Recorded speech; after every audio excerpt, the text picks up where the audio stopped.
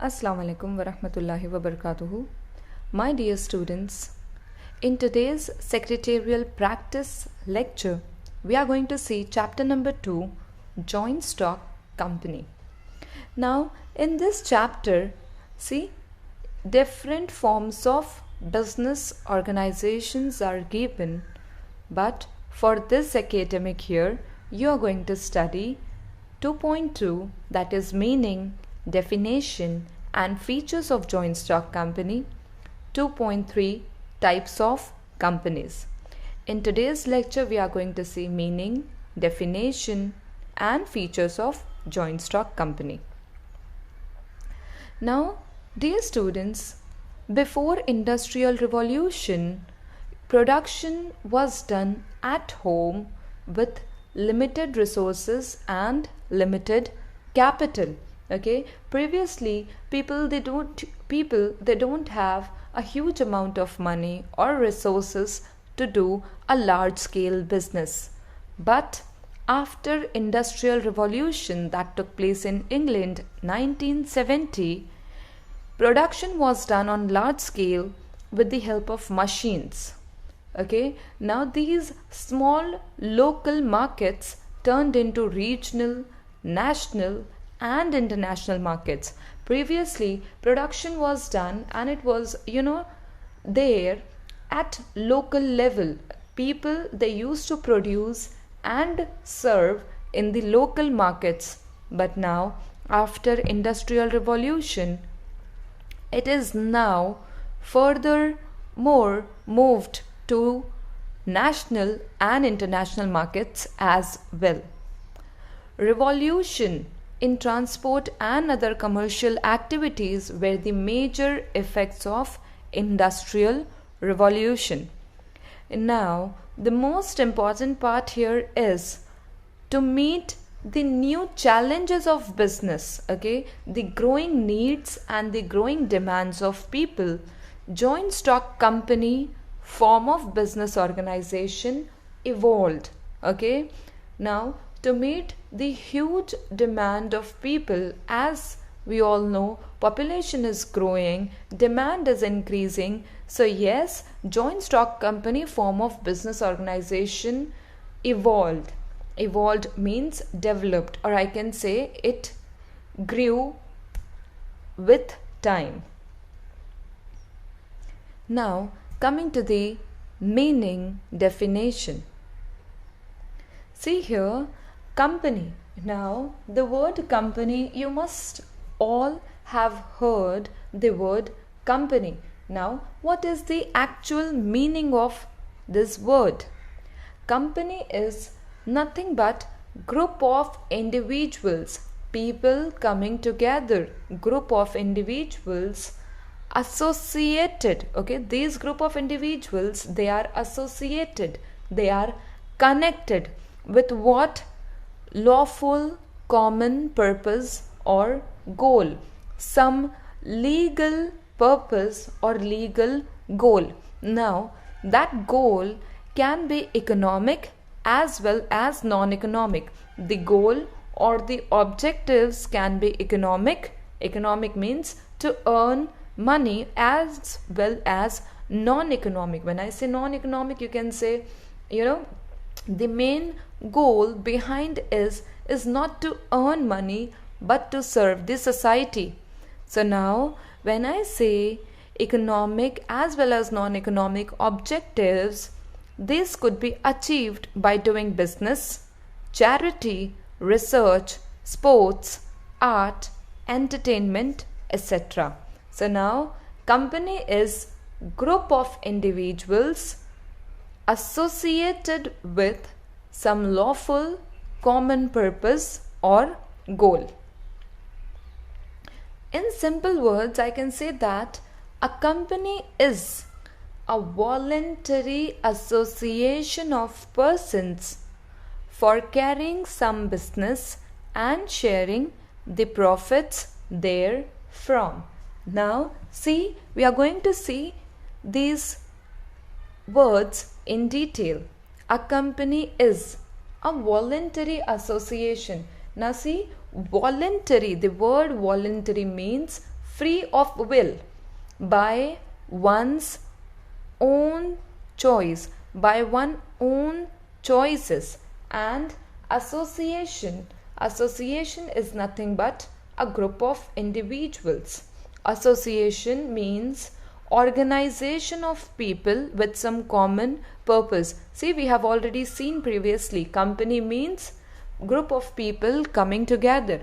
So yes, a voluntary association of persons mean a group of individuals joined together on the basis of some common objective. See here, it's written, for carrying some business and sharing the profits therefrom. Therefrom means from that place, from that company, or from that business. Now, see, before moving further, there are certain terms which are new for you all. So let's focus on those terms, and then we are going to see the features of joint stock company. Now see, you can see here in the highlighted box, joint stock company can collect huge capital for the business. Now, huge capital for the business. What is capital? Okay, capital, see, money invested in the business is known as capital. Now see, capital means anything bought by the owner into the business in cash or in kind. Let's take an example. I want to build, or I want to start a company. Okay, I want to start a small company. So now for that company, I need money to buy raw materials to start my production. Okay, so now the money I am using to bring this raw material in is the capital that I have invested in the business. Okay, so now this is in cash. I invested the money, I got the raw material. Now when I want to make the product, I need machinery, right? So now when I got the machinery into the business, the building, the place where I am doing the business, all together is termed as capital. That is the money for the raw materials and the machines that I have bought into my business is my capital. So now see here in the example, you can see the building, the vehicles, the machinery, or the cash. These all are termed as capital. So now joint stock company can collect huge capital for the business. Now how a company can collect huge capital, we are going to see. Now see again in the highlighted box, the capital of company is divided into small number of indivisible unit of fixed amounts. These units are known as shares. Okay, now again taking an example, as we have seen in the meaning, a group of people coming together to do business. Okay, company is nothing but an association or a group of persons. So now let's say me along with the 9 other persons, altogether we are 10, and we decide to start a company, a small company with 10 members. So now when each of us will get something, right, each one of us will bring some money into the business. Let's say each one of us are getting 10,000 in the business. So now 10,000 into 10% is 1 lakh rupee, right? So now this 10,000 is my share which I have invested in the company. See, you can see here in the image, you can see each one is getting their share. Share means a share in the share capital of a company. So now the money that I am getting into the business is the share capital of a company. Share is a smallest unit in the share capital of a company. Now you can see here how many boxes are here. 4, 4, 8, 4, 12 and 4, 16, right? Let's say 16 people, they have come together to start a company. Now when I remove this one small square box, that is my share, smallest part of total share capital. Okay, now company gets, when I say I'm going to get a share of a company, that means I'm going to give money to the company and company is going to give me share in a form of share certificate, which you will be studying in detail. Now see, capital is invested by a large number of persons. A person who purchased share is known as shareholder. See, you can see here in the image, all these people, they have come together to do some business. So all these persons whose share is there in a company are known as shareholders of the company. Now, when I have invested my money in the company, can I say I am the owner? Right? So yes, shareholder is a part owner of the company. As these persons have invested the amount in the company, they become the owner of the company. Now, the ownership of the company is with shareholders. We have already seen, I have invested the money, we people have started the business, we are the owners. But day-to-day administration is in the hands of director. Administration means they control the regulation, or the management is in the hands of directors. Now who are directors? We have seen the shareholders. Now who are directors? Directors are the elected representatives of shareholders. Elected representatives means they are selected by shareholders to do day-to-day management of the company. The directors are collectively known as board of directors.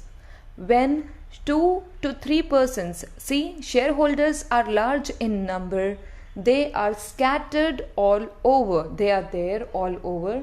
So now, to look after day-to-day administration, day-to-day management of the company, they appoint 2 to 3 directors. All these 2 to 3 directors collectively known as board of directors.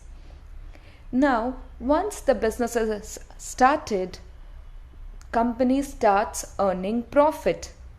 The portion of profit of the company distributed among the shareholders is known as dividend. Now, pay attention to this word. This word is new to you all. Let's say we have started a business. People do business to earn money, to earn profit, right? So when we 10 of us, we have taken an example, have invested 10k each, that is 1 lakh rupees, and let's say in the very first month we have earned 10,000 rupees as a profit. So all 10 of us are going to divide that profit into 1,000 each, right? This 1,000 or this 10,000 collectively is known as dividend. The profit which is earned by shareholders, the profits which are divided or which are given to the shareholders are known as dividend. Now, coming to the definition of joint stock company. According to section 220 of the Companies Act 2013. See, Companies Act 2013, you all know, Act is nothing but rules and regulations that are provided. Now, definition here is, company means a company incorporated. A company incorporated under this act or under any previous company law. Underline, my dear students, if you're there with your textbooks, underline the word incorporated and you can write the meaning as formed. Company means a company formed under this act. This act means the Companies Act 2013 or under any previous company law. Now, coming to the most important topic of the chapter, that is features of joint stock company. See, there are 12 features of joint stock company which we are going to see in detail.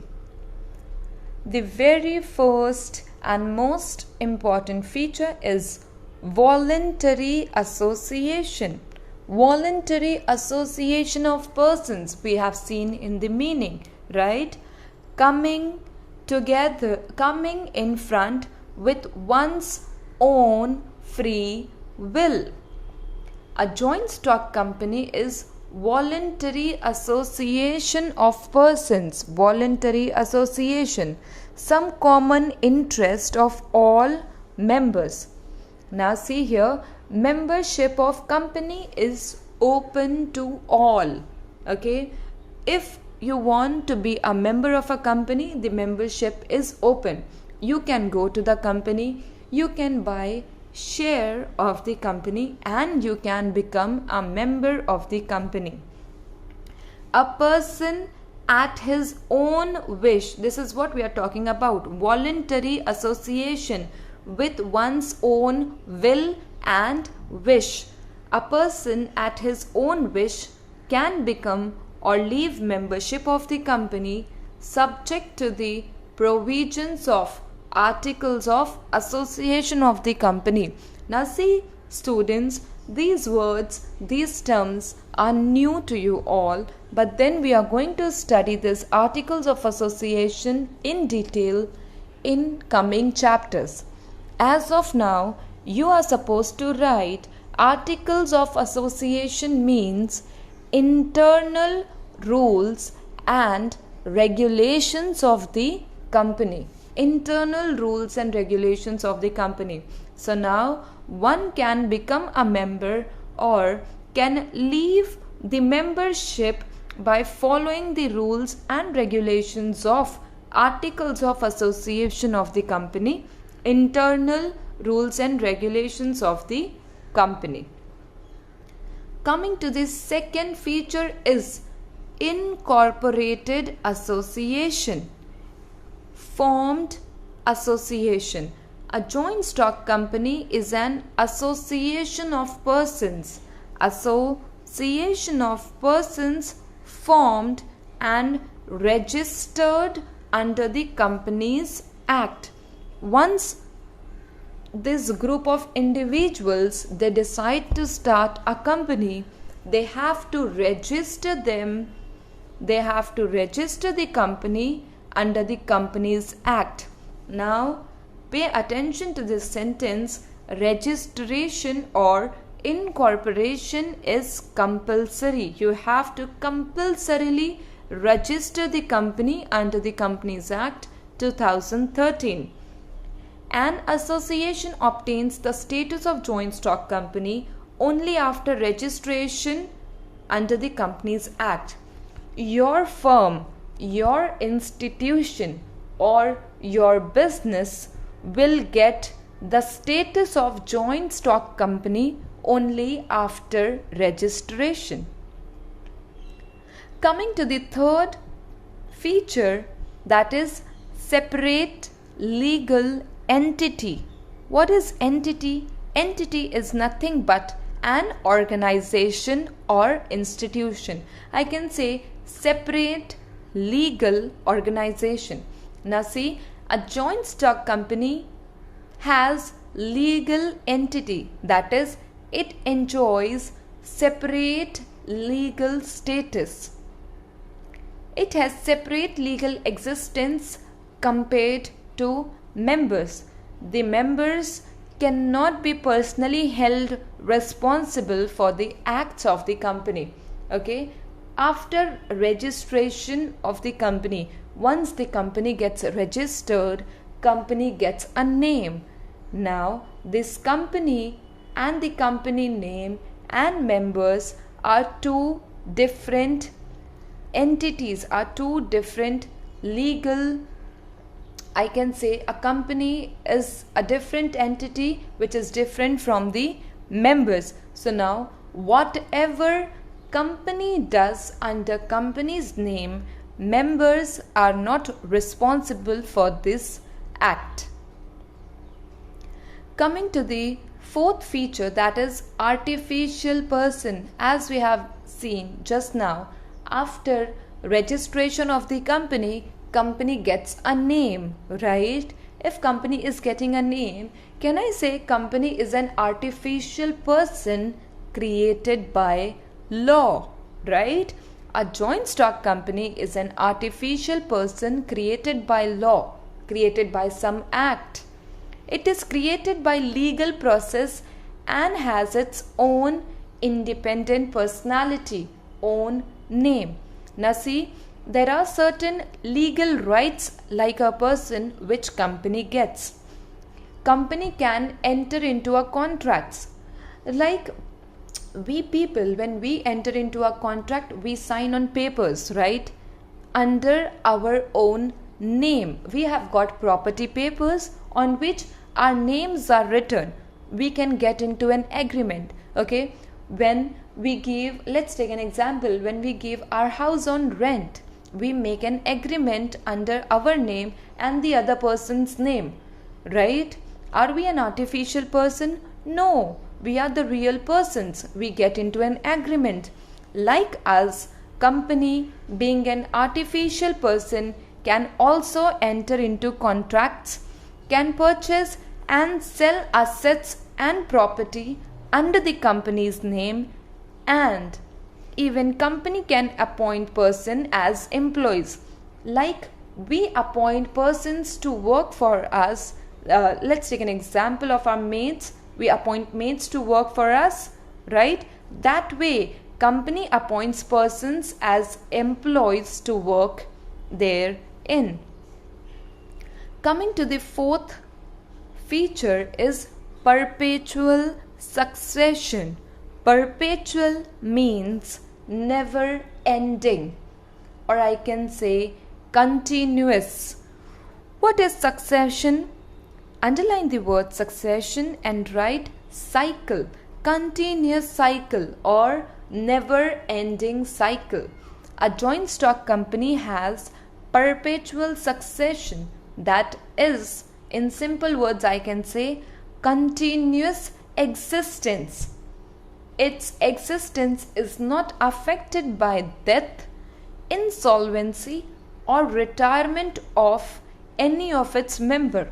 If a person working in a company retires, we can appoint another person on that place, but company will not stop. Company is going to have continuous existence no matter what.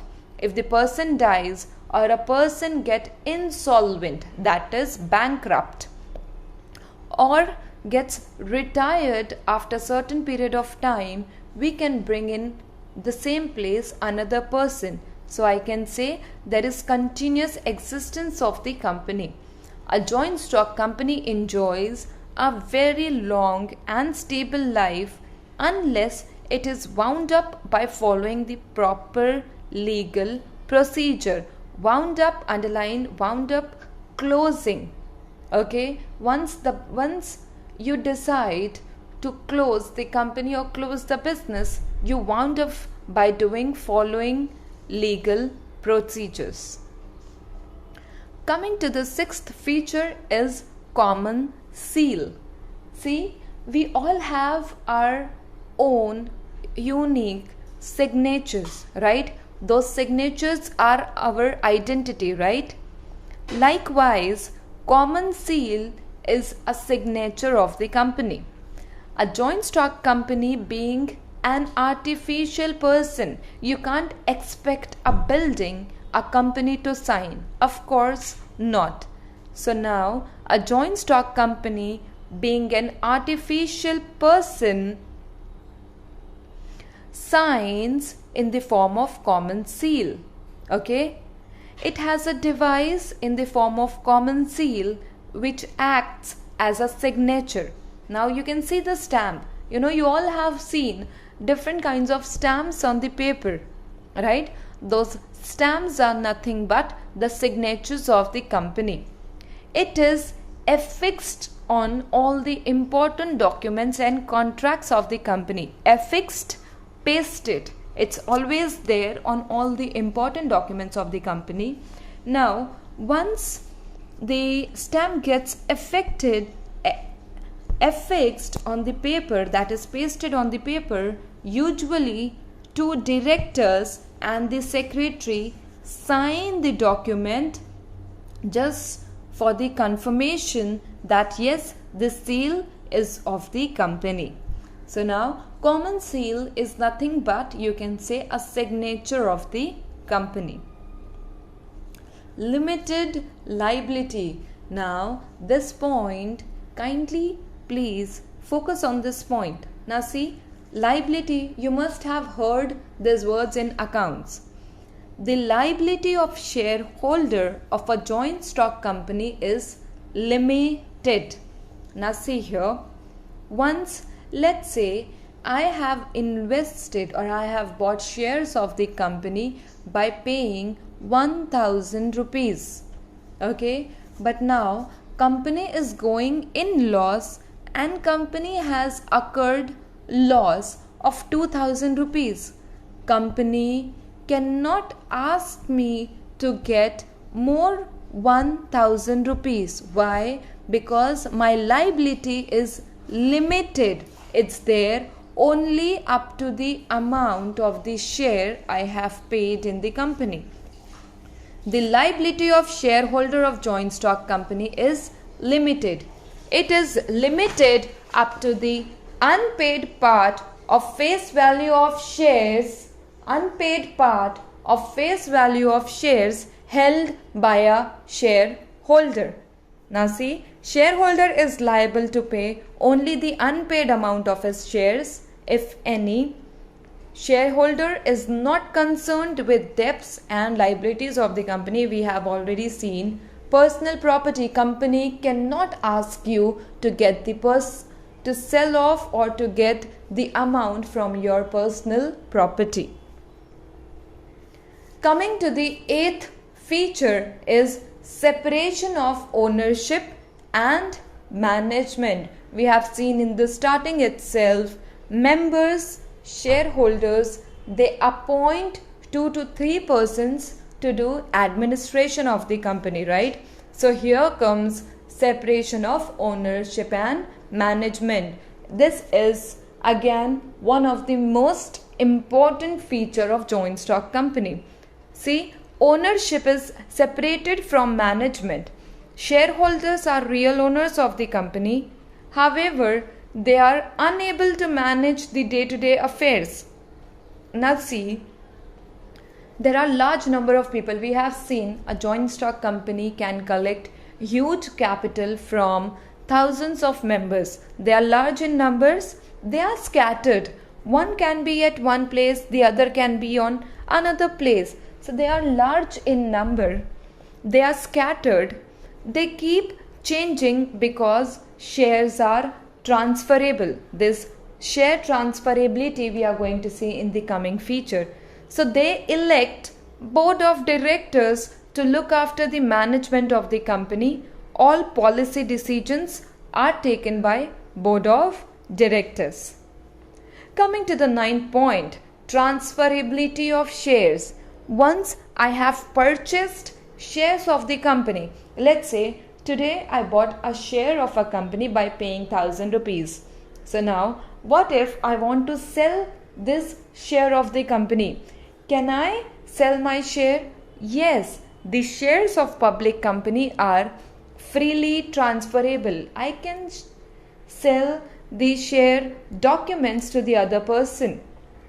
A shareholder can sell shares as and when he desires. Membership comes to an end once the shares are sold. Shares of private company are not freely transferable. Public company, private company, these we are going to study in the coming next lecture in types of companies topic. Now, Coming to the number of members. See, since long time you must be thinking I'm saying thousands of members are there in a company, thousands of members are there. So now there is a limit. A joint stock company is usually owned by large number of persons. Now this large number of persons, see here, in private limited company, if you want to start a private company, there should be minimum 2 members and maximum 200 members. And if I want to start a public limited company, minimum 7 members and maximum there is no limit. 7 members. If I want to start any public limited company, minimum 7 members should be there and there is no limit on maximum membership. Coming to the 11th feature, which is capital. We have seen this word capital, money invested in the business, or I can say company when collects money from general people, that amount is known as capital. A joint stock company can raise huge capital due to large number of members. Huge amount of capital can be collected by the company in the forms of shares, debentures, bonds, public deposits. Now see, these all terms again you are going to study in detail, but as of now, just to understand, these are nothing but investments done by general public in the company. Shares is a kind of investment. Debenture, bonds, public deposits, these are investments. These are money. These are investments in which general people, they give money to the company. Now, joint stock company can obtain loans from banks and financial institution. If a company wants capital, company can get the same from banks and other financial institutions. And now coming to the last part is government control. When we say registration of joint stock company is compulsory, that means you have to go and you have to register the company, there comes government control. A joint stock company has to work under government control and supervision. See, when there is compulsory registration, once you register the company has to follow the rules and regulations given by company law, right? So now in that rules and regulations, company has to file a copy of statement of profit and loss, balance sheet and other financial statements with the registrar. Registrar is a person with whom you go and you register the company. See, you have to maintain after registration, after giving all the documents, company has to maintain proper books of accounts. Now, after maintaining these books of accounts, must be audited, must be checked. Now, what all works company is doing, what all transactions must be checked. And now, if a company does not fulfill these statutory obligations, it is penalized. There is a penalty if company does not follow the rules and regulations. This control is essential to protect the financial interest of small investors. When we invest money in a company, it's very important to safeguard our interest, and this is done with proper government control. Okay, with this we come to an end for today's lecture. Thank you.